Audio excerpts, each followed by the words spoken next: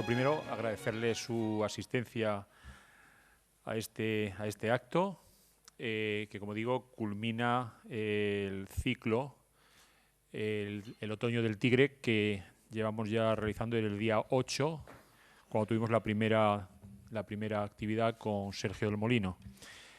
Quiero agradecer también al Club Prensa Asturiana su acogida, como siempre tan grata, y también al excelentísimo Ayuntamiento de Oviedo, porque lleva ya unos años apoyando firmemente este premio y, por lo tanto, todas las actividades que hay paralelas al mismo. Hoy, para concluir este ciclo, contamos con un invitado que yo no sé cómo presentarlo, son tantas cosas: escritor, historiador, profesor, en fin, una auténtica personalidad en este mundo literario, como es el caso de Fernando Iwasaki, al que le doy la bienvenida a Oviedo y le agradezco que tuviera en cuenta nuestra propuesta. Y en la mesa van a estar para charlar con él dos miembros del jurado del Premio Tigre Juan, como son Fernando Menéndez, en el extremo, escritor, y el profesor de la Universidad de Oviedo, Eduardo San José. Nada más, como digo, agradecerles su presencia, decirles que la culminación de este Tigre Juan será el próximo viernes, día 25, a las 7:30 de la tarde en el Teatro Campo Amor, con la entrega del 38º Premio Tigre Juan. Y aunque sea cansino y repetitivo, pues como siempre aprovecho para que todas aquellas personas que estén interesadas en pasar un buen rato y disfrutar de un acto bonito, como es la entrega del premio, pues acudan a este Teatro Campo Amor el próximo viernes. Pueden hacerlo reservando su plaza en la sede de Tribuna Ciudadana o por teléfono. Nada más, gracias a todos y cedo la palabra a Eduardo San José. Fernando Iwasaki Cauti nació en Lima en 1961, escritor, ensayista e historiador peruano, de orígenes, no hace falta decirlo por al menos el primero de sus apellidos, también japoneses. Radicado desde hace años en España y en concreto en Sevilla, donde su arraigo se dice y se canta, pues se ha convertido en uno de los grandes expertos en flamenco desde su dirección de la Fundación y Escuela de Flamenco Cristina Geren de Sevilla, el primer centro de estudios profesionales de flamenco en el mundo.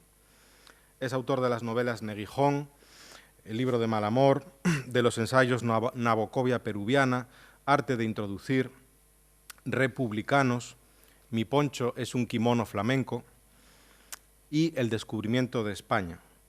De las crónicas reunidas en Desleídos y efervescentes, El laberinto de los 50, Una declaración de humor, Sevilla sin mapa, La caja de pan duro y El sentimiento trágico de la Liga.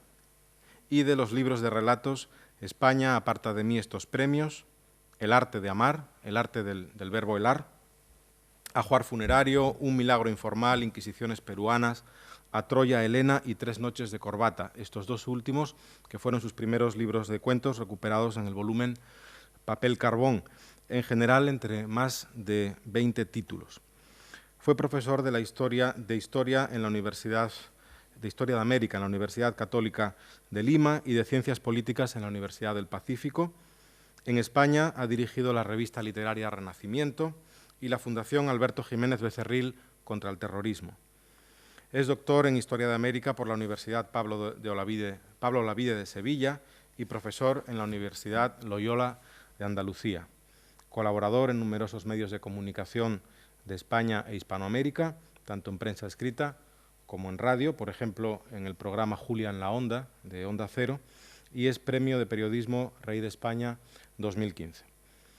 Hasta aquí una presentación formal y objetiva de nuestro autor, que es uno de los más destacados del tornaviaje de nuestra lengua, en este caso desde América a España, o lo que se dio en llamar el retorno de las naves, es decir, la presencia de escritores hispanoamericanos en la España de las dos últimas décadas, que pasaban a franquearse como autores de la literatura española, con sus peculiaridades y circunstancias, enriqueciendo nuestro panorama literario y no sin resistencias y a veces suspicacias a las que debieron y deben hacer frente. Podemos pensar ahora mismo en autores como Rodrigo Fresán, Andrés Neumann, Patricio Prón, Juan Carlos Méndez Guédez.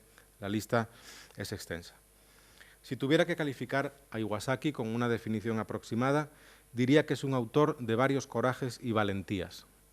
No ha ejercido de hispanoamericano oficial, evitando etiquetas de identidad cultural, por no hablar de la más tópica del realismo mágico, de la que supongo que, entre otras cosas, nos viene a hablar hoy por el título de su charla, y de hecho subraya con gracia singular sus orígenes, estado y destino. Mi poncho es un kimono flamenco. Contra las etiquetas, dogmas, certezas y distintas momificaciones y putrefacciones del pensamiento se declara liberal, aunque consciente de que basta proclamar esto con seriedad para comenzar a ser parte de alguna ortodoxia, indeseable por definición a todo liberalismo. Y aquí, y con esa supuesta falta de seriedad, quiero resaltar otra de las valentías de Fernando Iwasaki, que es adscribirse sin complejos a la prosa humorística. La risa en literatura siempre ha sido sospechosa o se la ha mirado con indulgencia. En general, la risa. No hace falta que diga que la primera risa con constancia escrita es la que aparece en el libro del Génesis, cuando Dios les dice a Abraham y a su esposa Sara, entre ambos unos 90 años de media de edad, que concebirán y alumbrarán un hijo, que será Isaac, que significa precisamente risa.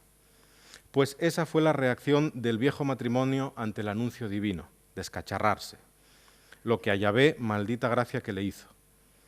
Y desde entonces uno o se ríe de algo y entonces malo, o no se ríe de nada y entonces loco, o no sabe de qué se ríe y entonces tonto. Claro que también puede reírse uno de uno mismo, y Fernando Iwasaki lo hace muy bien. Y eso es lo que nos hace humanos y lo que al parecer nos distingue felizmente de los dioses. Iwasaki ha elegido esa particular tradición humorística que arranca en Aristófanes y a la que Aristóteles tenía por menor.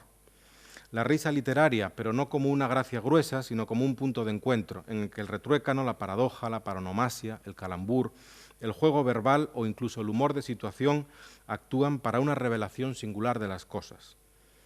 En nuestra lengua la risa ha tenido quizá peor prensa que en otras, quizá. Al Quijote hemos tenido que perdonarle a través de la mitología idealista que le crean los románticos ingleses y alemanes, y con eso deja de ser lo que fue en origen, una novela de humor. Pero no nos faltan grandes ejemplos. El arcipreste de Hita, Quevedo, Valle-Inclán, Ramón Gómez de la Serna, o por no alejarme tanto de la que creo que ha sido su tradición más inmediata, Jorge Ibargüengoitia, Juan José Arreola, Augusto Monterroso, Guillermo Cabrera Infante, Fontana Rosa, o en el Perú, Alfredo Bryce Echenique, o Borges, a quien Iwasaki reclama como humorista, y el más grande, junto a Cervantes, de nuestra lengua. Les dejo sin más con este autor que admiro mucho, las máscaras bufas que usa para sus muchas facetas, sus abrumadoras erudiciones de asuntos peregrinos, su sensibilidad lectora y crítica, los músculos secretos que consigue movernos con el humor, cuya función, ha escrito él, no es hacer reír, sino hacer pensar. Bienvenido, Fernando, gracias por las gracias y la palabra es tuya. Comenzar dándole las gracias a Eduardo por sus palabras siempre tan amables y tan generosas, darle las gracias a Tribuna Ciudadana, a la Asociación al Club de la Prensa Asturiana, a la Nueva España, a Fernando, a Javier, a ustedes por estar aquí. Esta noche jugaba el Betis y ustedes seguramente iban a ir a ver al Betis, pues han hecho un esfuerzo por acompañarme, así que yo les agradezco muchísimo que dediquen un tiempo de su vida a escuchar a alguien que viene muy contento a Oviedo. Siempre es extraordinario visitar ciudades donde uno ha venido otras veces y donde la ha disfrutado tanto. Hay una gran cantidad de poetas, escritores, profesores que viven aquí en Oviedo, a quienes yo quiero y admiro, y venir a una ciudad tan literaria como Oviedo, para cualquier escritor de la lengua española, supone estar a la altura de quienes han escrito y publicado en esta ciudad. Yo he escrito un texto que le he puesto un título que quizás sugiere un juego, pero que lo van a entender mejor a medida que lo lea. Lo que sí quiero decir es que comparto la mirada de Eduardo cuando dice que yo me río mucho de mí mismo, y concretamente he escrito algo para reírme de lo que he escrito. La gente, cuando sabe que soy peruano, espera que yo escriba obras de realismo mágico. Cuando saben que además tengo un apellido japonés, lo desconcierto, porque a ver si voy a escribir haikus, y ni lo uno ni lo otro. A mí me interesan los pliegues de la realidad. No me interesa escribir algo que sea verosímil, sabiendo que es ficción. Creo que la realidad es mucho más divertida, la realidad es bastante más asombrosa que la ficción, y por lo tanto me interesa lo real inverosímil. Me interesa escribir sobre cosas que la gente diga, esto te lo ha inventado, esto no puede ser, esto no puede pasar. Entonces, a eso llamo yo lo real, inverosímil, pero para que ustedes puedan hacerse una idea mejor explicada de qué es esto de lo real, inverosímil, les voy a leer un texto donde voy a hacer un contrapunto entre expresiones de lo real, inverosímil y el fracaso de mi propia obra, que nunca ha estado a la altura de lo real, inverosímil. Entonces, de lo real maravilloso a lo real inverosímil. 1. La primera vez que vi cómo se jugaba la ouija fue en El Exorcista, cuando la pequeña Regan encontró en una buhardilla un tablero que le permitió conversar con el diabólico Capitán Howdy.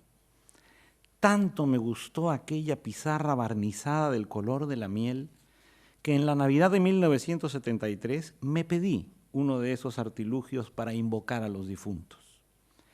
La tabla parlante fue patentada en 1890 por Elijah Jefferson Bond, quien al morir legó los derechos de la planchette a su empleado William Fult.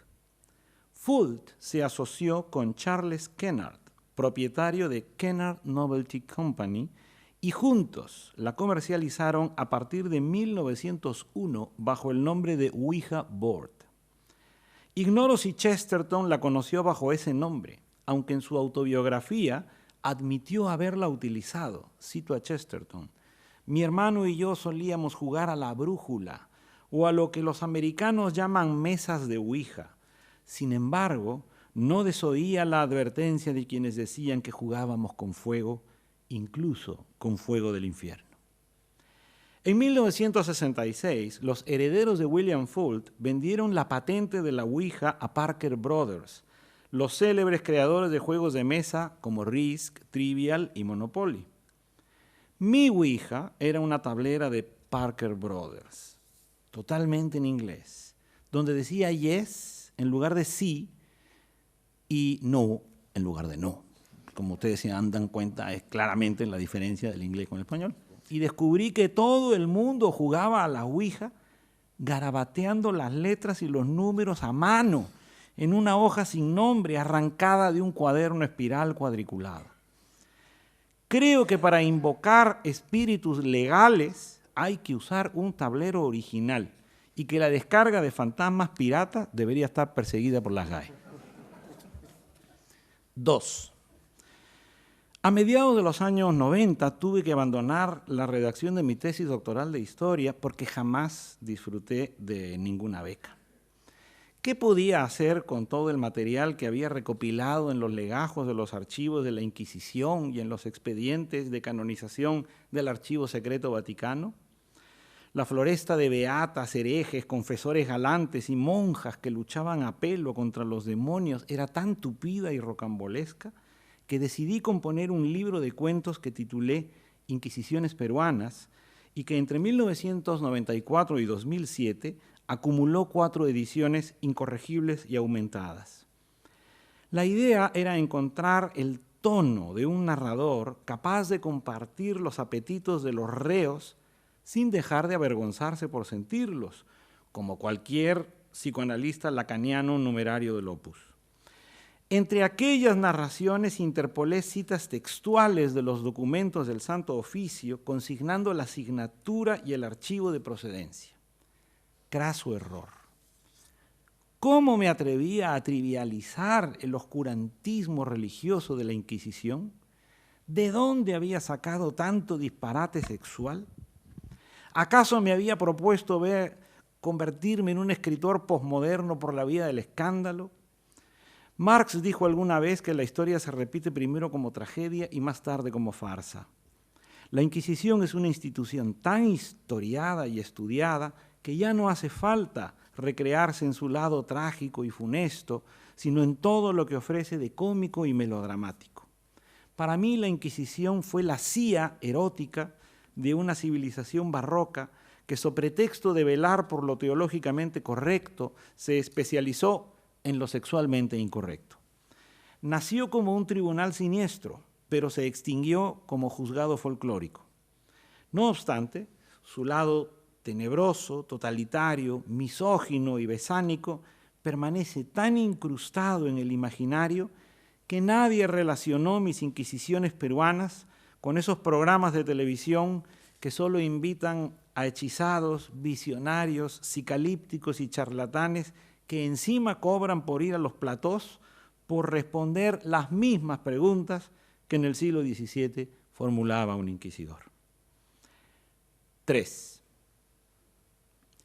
El 23 de agosto de 1971, en el número 5 de la calle Real de Belmes de la Moraleda, doña María Gómez descubrió que alguien la miraba desde el suelo de su cocina, justo cuando le estaba echando el azafrán a un potaje de verano que llevaba berenjena, calabaza, tomate, pimentón y unos andrajitos de bacalao. Aquella fue la primera manifestación del fenómeno esotérico más célebre del siglo XX español, pues los misteriosos rostros crecieron como jaramagos por toda la vivienda, mientras miles de curiosos y peregrinos se acercaron hasta Belmes. Y como ni el Consejo Superior de Investigaciones Científicas, ni la Sociedad Española de Parapsicología, ni el programa Cuarto Milenio consiguieron explicar el origen de aquellos ectoplasmas, el ayuntamiento decidió expropiar el inmueble para construir una casa-museo. Y aunque la comunidad científica andaluza puso el grito en el cielo cuando supo que la Unión Europea, la Diputación de Jaén y el Ayuntamiento de Belmes pensaban invertir cerca de 1 millón de euros para difundir psicofonías y proyectar fotos de fantasmagóricos rostros, la Corporación Socialista primero y la de Izquierda Unida después, defendieron con uñas y dientes el proyecto del Centro de Interpretación de las Caras de Belmes, porque ningún científico reaccionario tenía derecho a negar la existencia de fenómenos paranormales que atraían turistas y creaban puestos de trabajo. Sin embargo, en cumplimiento de la Ley de Memoria Histórica, en 2008, el Ayuntamiento de Belmes mandó borrar la teleplastia conocida como la pava, que unos atribuían a Franco y otros a un combatiente del bando nacional. Y si las caras no pertenecían a brigadistas o soldados republicanos, la duda comenzó a corroer al alcalde socialista, sobre todo desde que el hermético Iker Jiménez demostró por televisión los parecidos entre algunas de las caras y las víctimas de la matanza del santuario de Nuestra Señora de la Cabeza, aunque la corporación confía todavía en que bajo el centro inaugurado en 2013 exista un cementerio árabe, como las tumbas indias de la película Poltergeist. Esto es verdad, ustedes lo pueden comprobar. 4. En el año 2001 publiqué mi primera novela, Libro de Mal Amor. Me interesaba el contrapunto de mi mal amor con el buen amor del arcipreste, de manera que el mal amor no fuera el amor truncado por la desdicha, el infortunio o la tragedia. Para mí, el mal amor tenía que ser sinónimo de buen humor, y por eso el mal amor de mi novela no venía del amor no correspondido, sino de los amores no correspondientes. Por eso me atreví a ser autobiográfico, y en Libro de Mal Amor relaté 10 de mis fracasos amorosos más espectaculares. He tenido muchos más, pero no hay que presumir, para demostrar que el mal amor es garantía de buen humor y que la ausencia de éxitos amorosos se compensa con fracasos humorosos. Fue un completo desastre. ¿Cómo se me ocurrió que las malandanzas de un huevón que no se come ni media rosca podían ser interesantes o divertidas? ¿Tú crees que después de haber escrito tantas cochinadas en inquisiciones peruanas nos vamos a creer que eres mosquita muerta? Me reprocharon. Mi sentencia fue un antirrefrán que no llegaba a ser un antipoema. Dime de lo que careces y te diré de lo que presumes. En realidad, vivimos una era poco romántica, donde se liga menos, aunque se folle más. Y así lo verosímil es lo excesivo, lo abrumador y lo desmesurado. Ya como Casanova, por ejemplo, fue un pichiruchi que apenas sedujo a 122 mujeres en toda su vida. Nada comparado con las 200 amantes de Anthony Quinn, con las 700 del futbolista Antonio Cassano, con las 1000 del cantante Bertín Osborne, o las 1500 que el periodista Andrew Morton le atribuye a don Juan Carlos I de Borbón, las 2700 del playboy dominicano Porfirio Rubirosa, o las más de 3000 que dice Julio Iglesias que recuerda. No obstante, como la credulidad no tiene límites, el actor Warren Beatty proclamó en 2010 haber tenido 12.775 amantes, sin contar quickies y rozamientos, entre los 20 y los 55 años. Vamos a hacer un inciso de clase de inglés. Un quickie, como su nombre indica, es como una especie de acto quick, rápido. Pero como nosotros en España pues estamos todavía investigando en el inglés, hemos convertido el quickie americano en el kiki de toda la vida. O sea que sepan ustedes de dónde viene el kiki. Ya ustedes, si en la vida han tenido un kiki, el B2 por lo menos de inglés ya lo tienen. Por lo tanto, los ligues de Warren Beatty